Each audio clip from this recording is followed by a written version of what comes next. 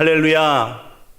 이 저녁 하나님의 말씀과 은혜를 사모하며 예배의 자리에 나오신 여러분을 주님의 이름으로 환영합니다. 성전에 있을 때와 동일한 마음으로 예배하는 모든 성도님들에게 하나님 앞에 영과 진리로 드려지는 이 예배의 시간이 귀하고 복된 시간이 되시기를 바랍니다. 오늘 함께 나눌 말씀의 제목은 염려를 주께 맡기라입니다. 베드로전서의 말씀을 통하여 이 시대를 살아가는 성도를 향한 하나님의 마음을 깨닫는 시간이 되기를 바랍니다. 염려는 현대인들의 가장 대표적인 감정이며 상태입니다. 비슷한 말로는 걱정과 불안 등이 있습니다.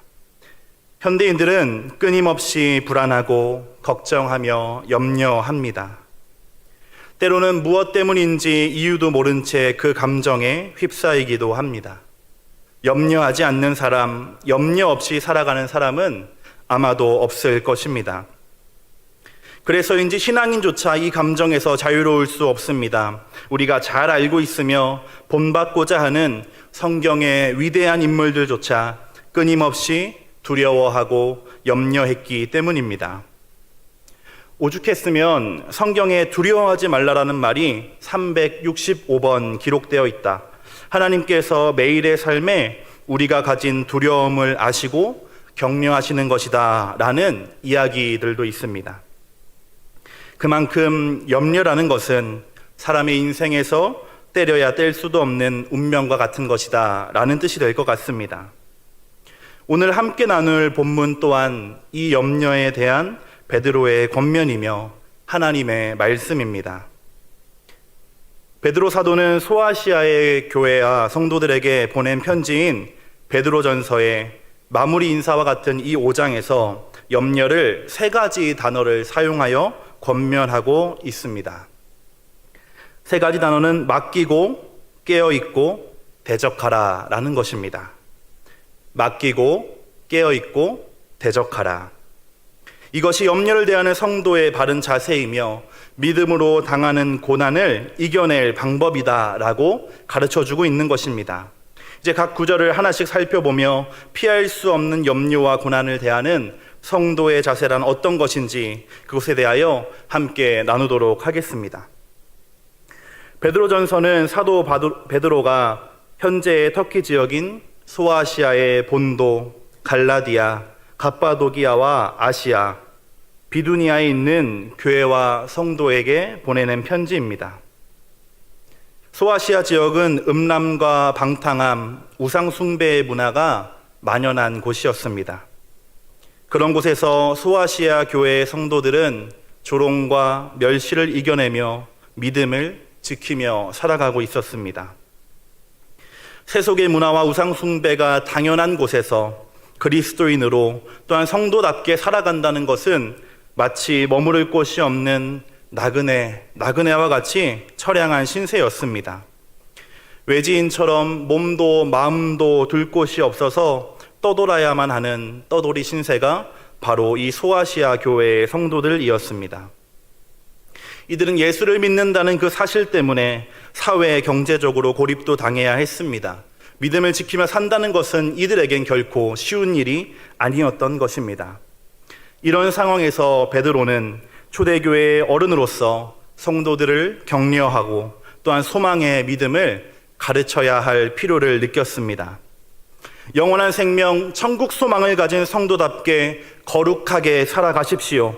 또한 장차 찾아올 고난 속에서도 흔들리지 말고 굳건하게 믿음을 지키십시오.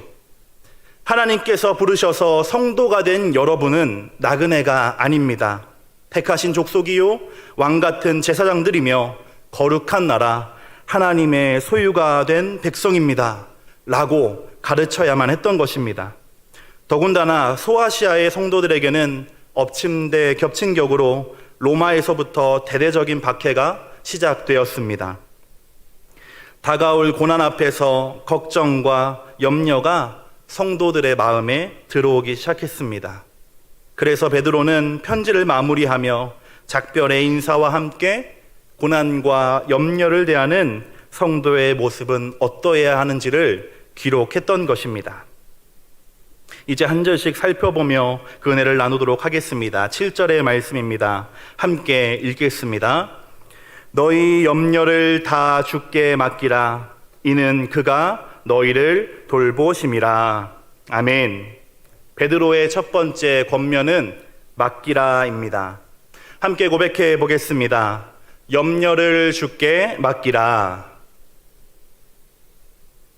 7에서 9절에 있는 베드로의 세 가지 가르침은 뭐뭐하라, 왜냐하면 뭐뭐하기 때문이다 처럼 권면과 그 권면의 이유가 짝을 이루고 있습니다.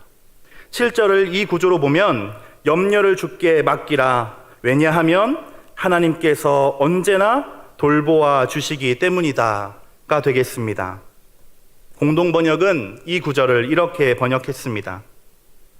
여러분의 온갖 근심 걱정을 송두리째 하나님께 맡기십시오.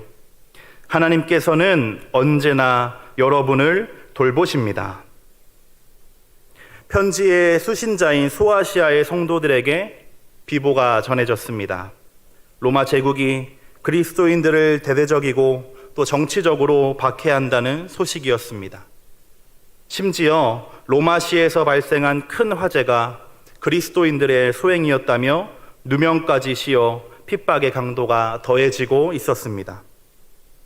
이미 이방인들 사이에서 믿음을 지키며 사는 것 때문에 미움을 받고 있던 이들에게 이것은 청천벽력과 같은 소식이었습니다.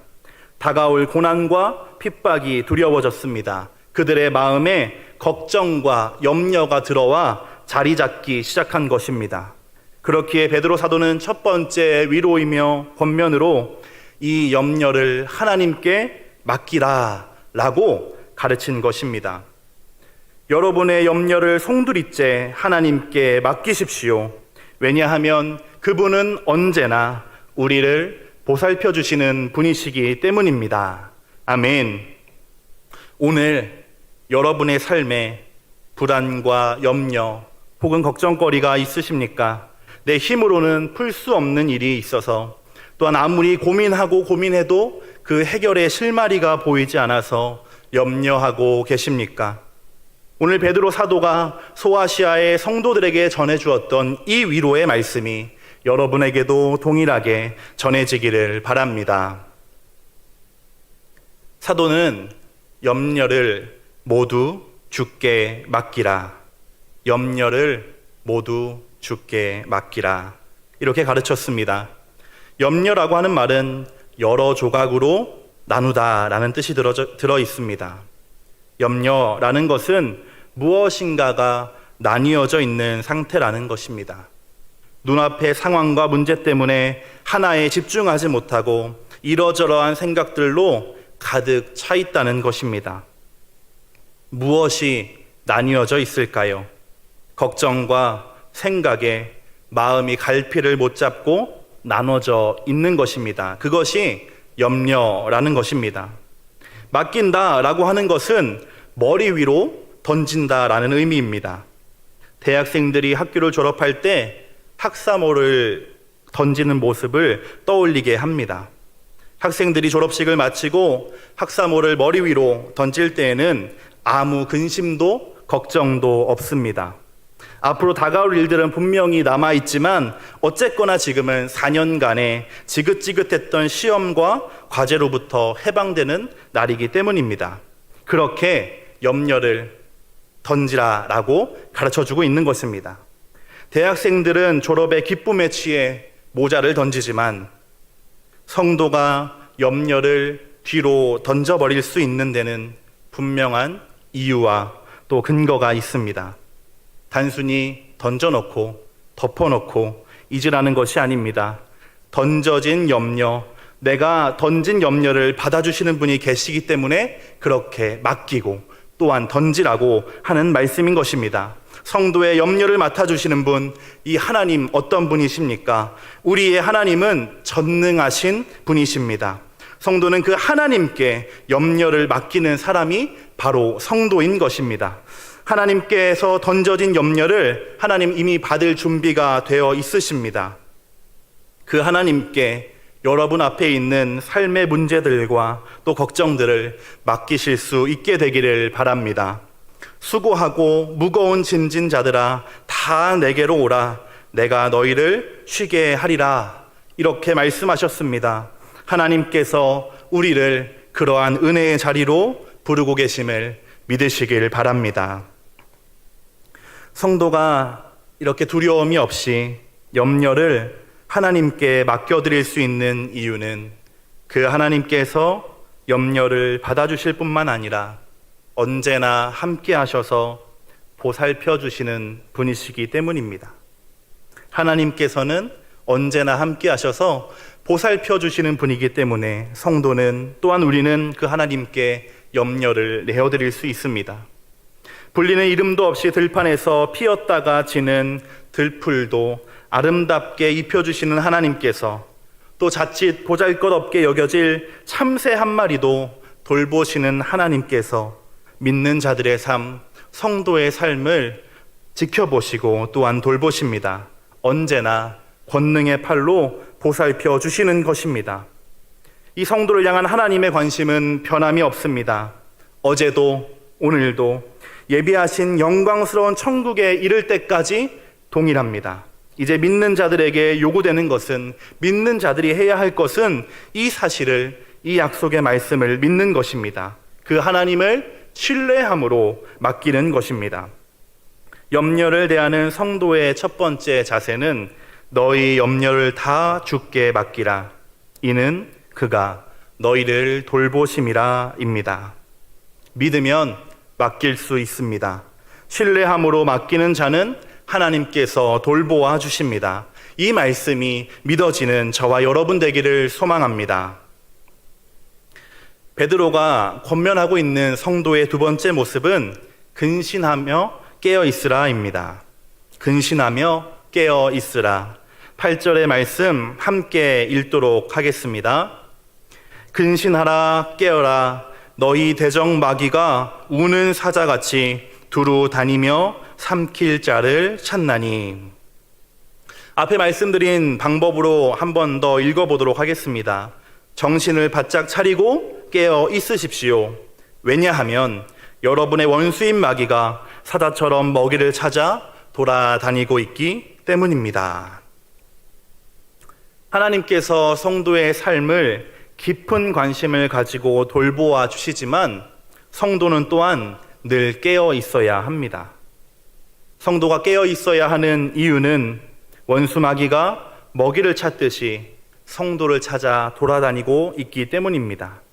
마귀는 염려라고 하는 무기를 들고 호시탐탐 기회를 노리고 있습니다. 마음을 나뉘게 하여 넘어뜨리려고 하는 것입니다.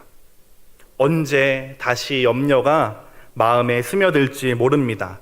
그래서 성도는 정신을 차리고 늘 깨어 있어야 합니다. 잠들지 않아야 하는 것입니다. 아무리 건장한 사람도 잠드는 순간 무방비 상태가 됩니다. 마찬가지로 성도가 잠들면, 영적으로 깨어있지 않으면 온갖 유혹과 시험에 그대로 노출되는 것이고, 이 시험은 곧 죄로 이어질 수밖에 없습니다. 그래서 성경은 반복해서 잠들지 말고 깨어있으라 라고 강조하고 있는 것입니다. 이렇게 잠들어 있는 성도, 깨어있지 않는 성도를 공격하는 마귀의 무기가 바로 염려입니다. 마귀는 원수, 대적, 고소하고 이간질하는 자, 무너뜨리고 갈라지게 하는 자입니다.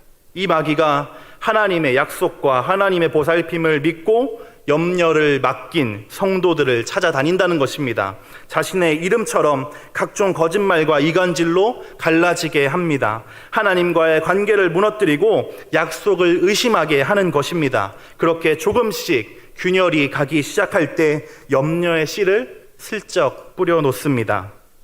마음이 조각난 사람은 순식간에 배고픈 사자의 먹잇감이 되어버리는 것입니다.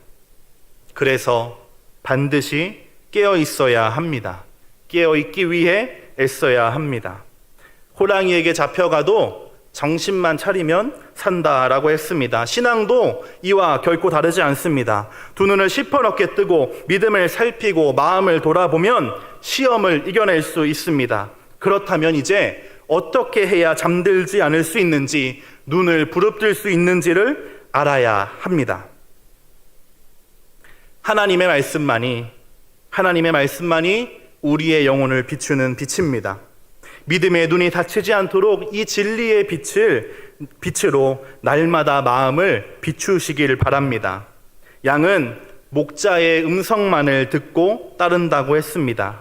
귀가 어두워지지 않도록 주님의 음성에 귀를 기울이고 또 들으시길 바랍니다. 듣는 데서 그친다면 은혜를 빼앗기기 쉽습니다. 들은 말씀이 나의 것이 되도록 무던히 반복하고 실천해야 할 것입니다.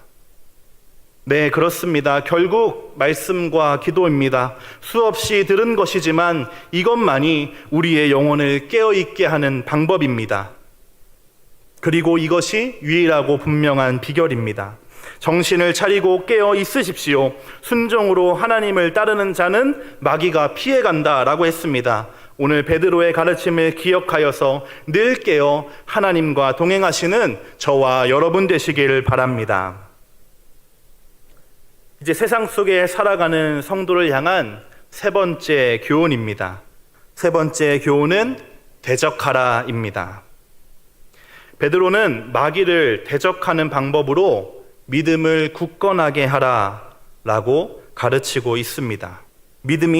이 믿음만이 마귀와 싸워 이기게 하는 무기가 된다라고 하는 것입니다. 9절의 말씀 한 목소리로 읽도록 하겠습니다. 너희는 믿음을 굳건하게 하여 그를 대적하라. 이는 세상에 있는 너희 형제들도 동일한 고난을 당하는 줄을 알미라. 아멘. 믿는다 라고 하는 것은 신뢰한다라는 말입니다. 그 믿음이 굳건하다라고 하는 것은 그 기초가 튼튼하다라는 것입니다. 반석 위에 지은 집처럼 믿음과 신념이 확고하다라는 것이고, 믿음의 내용과 근거를 바르게 알고 있어서 흔들어도 흔들리지 않는다는 뜻입니다.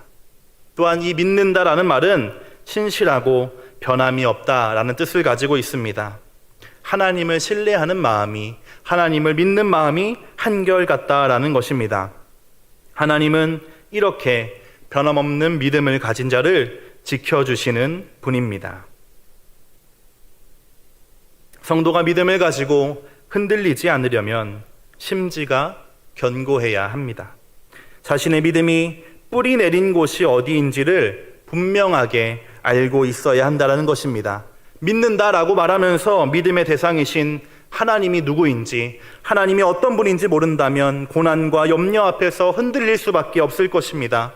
믿음이 굳건해야 마귀와 싸워서 이길 수 있는데 언제나 지켜주시고 돌보신다는 그 위대한 약속의 내용을 모른다고 한다면 닥쳐오는 파도 앞에서 무기력하게, 연약하게 무너질 수밖에 없습니다.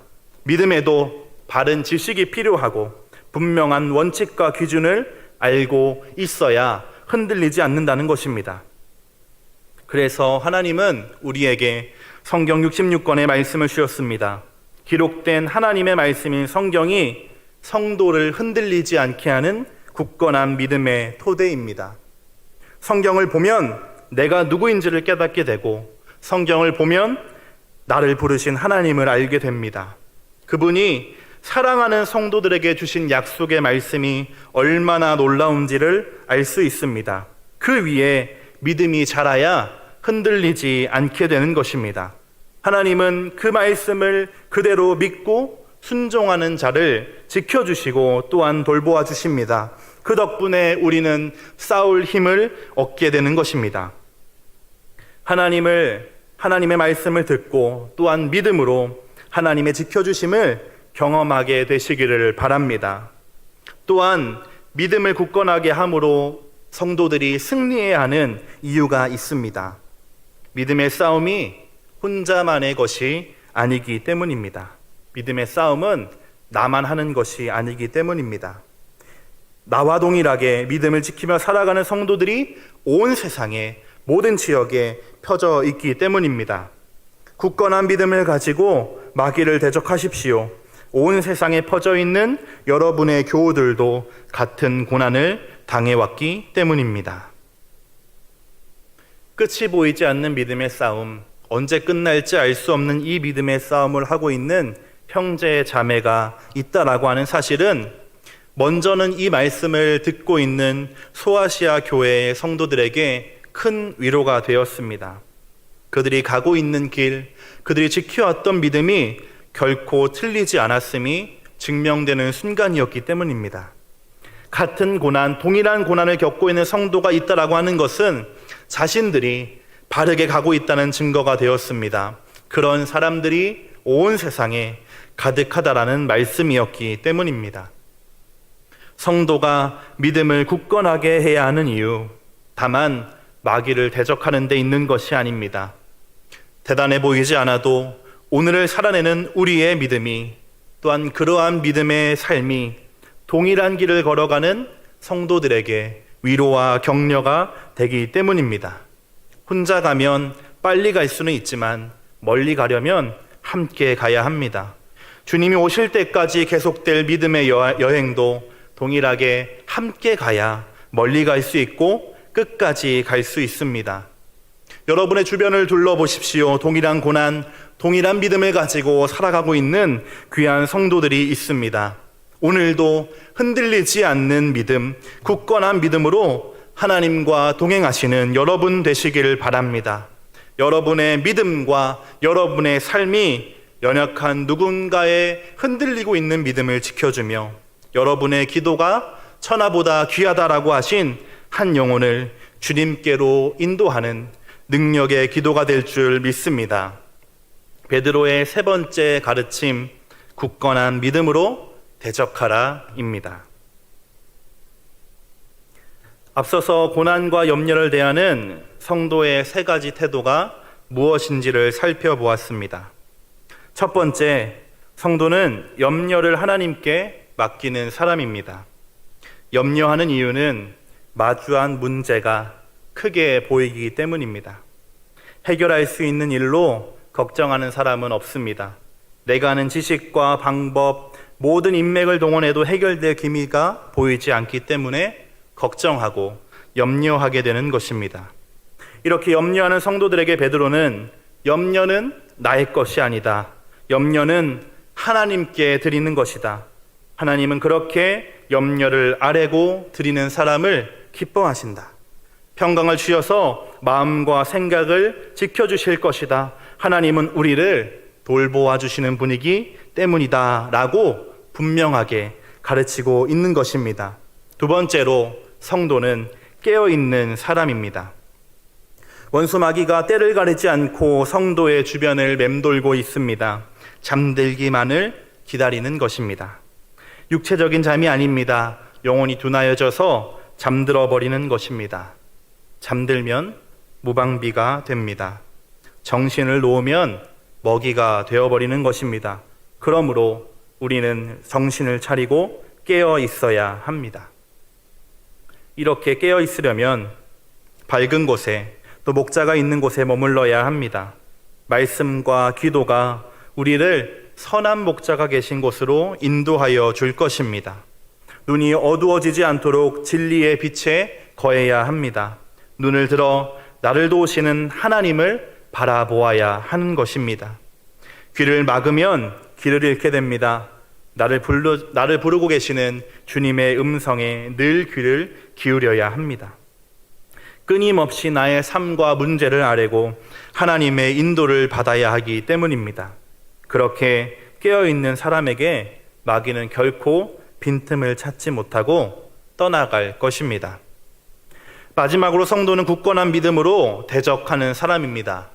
믿음의 기초가 분명한 사람은 흔들리지 않습니다. 넘어뜨리고 흔들려고 하는 마귀와의 싸움을 능히 이겨낼 수가 있습니다.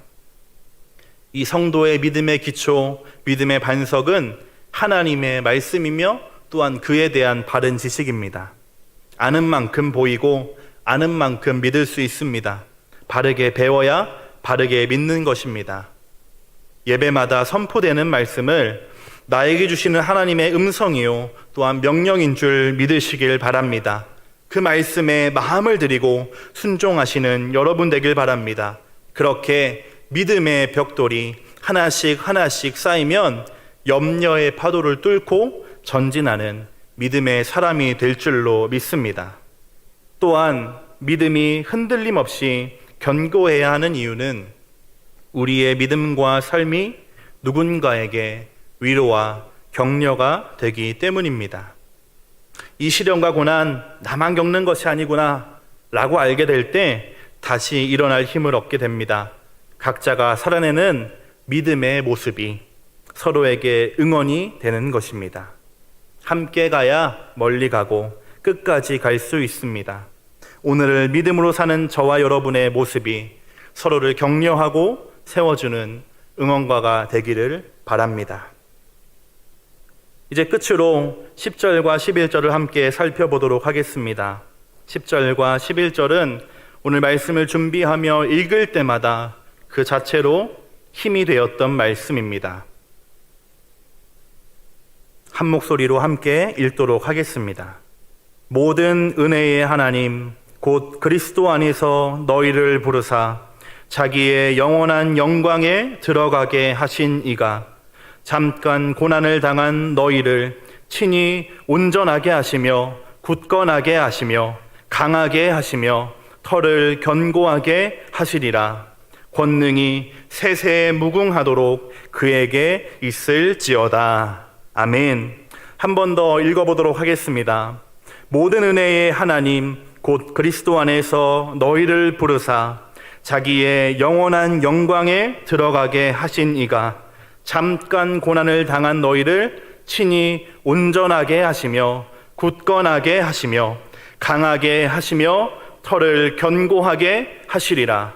권능이 세세에 무궁하도록 그에게 있을지어다. 아멘. 성도가 하나님께 염려를 맡기고 근신하여 깨어있고 또한 굳은 믿음으로 서 있을 수 있는 근거가 바로 10절과 11절의 말씀입니다. 우리를 부르셔서 성도라고 하는 감당하지 못할 이름을 주시고 영원한 영광의 나라로 초대하신 분께서 저와 여러분의 하나님, 나의 하나님이시기 때문입니다. 이 말씀이 없었다면, 이 하나님이 없었다면 앞에 세 가지의 권면은 그저 가르침이며 교훈이 되었을 것입니다. 그러나 이 구절 때문에, 이 말씀 속에서 살아계시고 역사하시는 하나님 때문에 성도는 고난과 시련 앞에서 염려하지 않고 굳세게 살아갈 수 있는 존재가 된 것입니다.